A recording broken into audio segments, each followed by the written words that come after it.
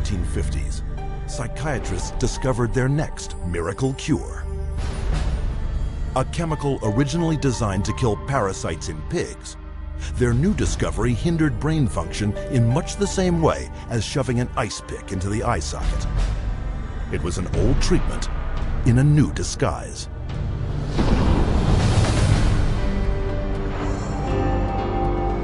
With the advent of these new tranquilizing drugs, it seems not too much to say that we're on the verge of an entirely new era in the treatment of mental illness. Dubbing it a chemical lobotomy, Canadian psychiatrist Heinz Lehmann described Thorazine as a simple, easy-to-take pill with the same effects as psychosurgery, but without the mess. Thorazine provided psychiatry with the entry into mainstream medicine. It had its magic bullet. If I'm a psychiatrist and I have to spend an hour talking to someone in psychotherapy, there's only so much I can charge for that hour. But if I can come in, give you a pill, and send you back out in 15 minutes or 10 minutes, that's a much more efficient use of my time monetarily. What psychiatrists didn't tell the public was that Thorazine caused a crippling neurological condition known as tardive dyskinesia.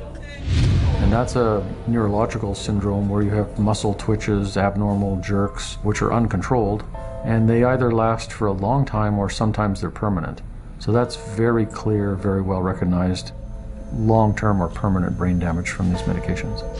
Mr. Blount has virtually no signs of his original illness now. The signs that the movements of his mouth are completely side effects of the drugs that he was on for 20 years. Mr. Blount is quite rational. He understands what's going on. And if you're patient, he can carry on a very rational conversation with you. Even when you remove the drug, it may still remain. It means you have caused a permanent disabling of the brain. In the late 50s, you get the first signs of it, people starting to worry about it. But it's not until the late 70s that psychiatrists start warning their patients about it. 20 years. Thorazine's manufacturer, SmithKline French, had good reason to keep a lid on the bad news. In the first year alone, SKF saw a more than 500% return on their original investment. With the public and the press kept in the dark about the severe and disabling side effects, prominent doctors and psychiatrists met in Puerto Rico to lay the groundwork for the expansion of psychiatric drugs far into the future. Psychiatrist Dr. Nathan Klein wrote this in the conference's final report. The present breadth of drug use may be almost trivial when we compare it to the possible number of chemical substances that will be available for the control of selective aspects of man's life in the year 2000. Dr. Klein spearheaded a movement flooding new psychiatric wonder drugs onto the global marketplace, backed by a massive publicity machine spending hundreds of millions of dollars. Psychiatry was now an industry of drug pushers. By 1970, the American Psychiatric Association was so dependent on drug company money that 30% of its annual budget came from pharmaceutical advertisements in its official journals. So we had money flowing to trade organizations, we had money flowing to the doctors, and to their journals. Well, we all know that that is going to influence how they think. The majority of National Institute of Mental Health and National Institute of Health scientists are getting more money from drug companies on the side than their tax-based salary. With so much money to be made, all psychiatrists needed was a scientific theory to justify it. Their solution? An official report declaring that all mental problems derive from a so-called chemical imbalance in the brain, requiring drugs to correct. This chemical imbalance is one of the greatest fallacies ever foisted upon patients and the public. There is no chemical test to show an imbalance related to any psychiatric disease, whether it's depression, anxiety, what have you. The chemical imbalance is for the benefit of the psychiatrist. It has to be there so that psychiatrists can treat it.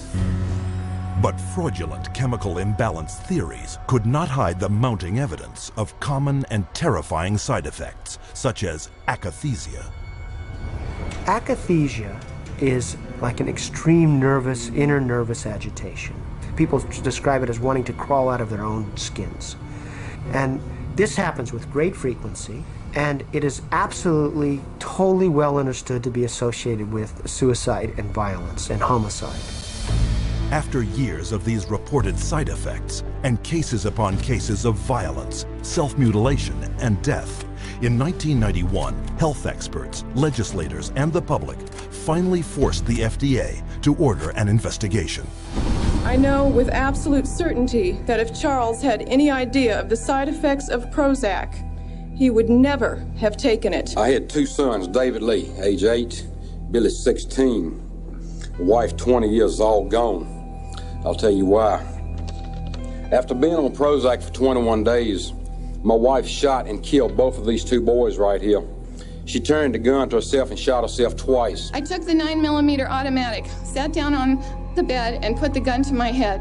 And I blew a 4-inch hole out the back of my arm instead of my head. Thank God I was a lousy shot. Had someone looked further into Prozac, steps could have been taken to avoid it.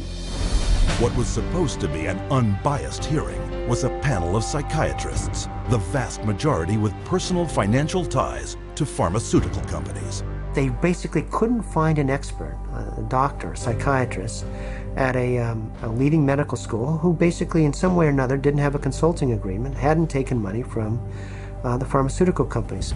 I do not find from the evidence today that there is credible evidence to support a conclusion that antidepressant drugs cause the emergence and or the intensification of suicidality and or other violent behaviors.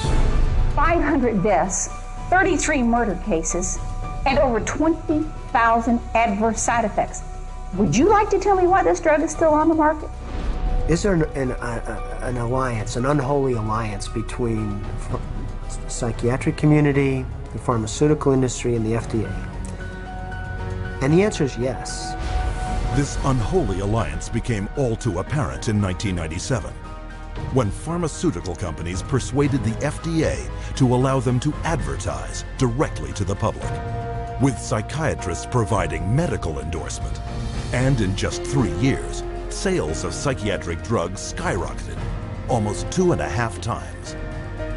When the numbers of violence and suicide victims shot through the roof, public outrage finally forced the FDA to issue warning labels on antidepressants. But by then, 13 years had passed, billions of dollars had been made, and psychiatrists were marketing their next wonder drugs. Over 120 million of the world's population are taking psychiatric drugs, backed up by fake science and endorsed by regulators who are bought and paid for. Their harmful medications gross more than $84 billion a year. And while psychiatrists were finding a way to diagnose and drug millions of people across the globe, on another front, they were continuing their assault on our most personal freedoms.